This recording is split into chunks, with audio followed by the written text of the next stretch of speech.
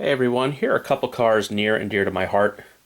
Today we've got Sciroccos, and I had both of these growing up in my family. The first one is known as a Mark 1 Scirocco. This is diecast by Revell, Revell Europe, Revell Germany to be specific. Same company that makes all the 124 scale model cars you might have grown up building. This is called a Scirocco GTI. We didn't really get it in North America. We just got, a good old-fashioned Scirocco. So, because it's diecast, we have opening parts.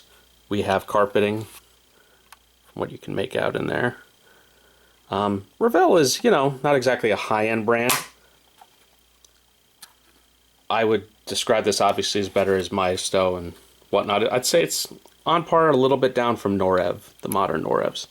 I do like the parcel shelf. And there's also a little bit of carpeting in the trunk. Paint's decent. Body shut lines are, decent. We do have dog legs. This is kind of a moderate price brand, so nothing too fancy. We have an enclosed grill, not an open grill. Edge and detail is, fine. You've got spark plug wires. And again, this is a full engine, so you could see, open all the way through underneath the car, not a half engine like Auto Art likes to do. Pretty neat car. This would have had, depending on year, like a 1.5, 1.6 liter in North America. I mean, if you had 90 horsepower, you were lucky. But these were light. I remember my brother used to brag all the time that he could get the car literally off the air, in the air for little jumps and stuff. It was probably a 2,300 pound car. That was actually his first car, 79 Scirocco in like a coppery orange color. This, of course, is the Mark II. We had, I think, either an 82 or an 84 Mark II in gray. This is a later 16 valve. You can tell a 16 valve by the ground effects. These had 1.8 liter 16 valve engines in North America. I think 123 horsepower from memory.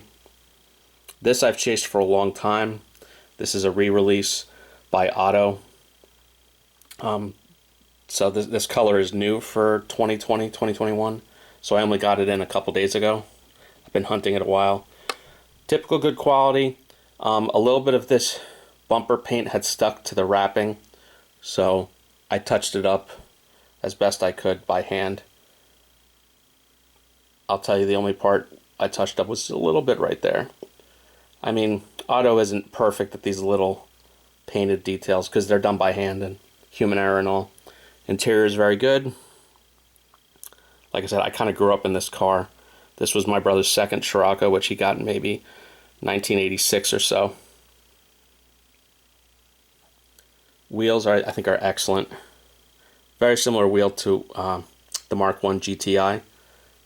Our 16 valves had, I think, what are called teardrop wheels, which was a machine-faced, I think, 14-inch wheel. So again, this is unique to a car, not quite how we'd have it fitted in North America. Car number 995 out of 1500. I just think it presents really well. I think Otto is the only one who makes a 16, any kind of Scirocco in a second gen.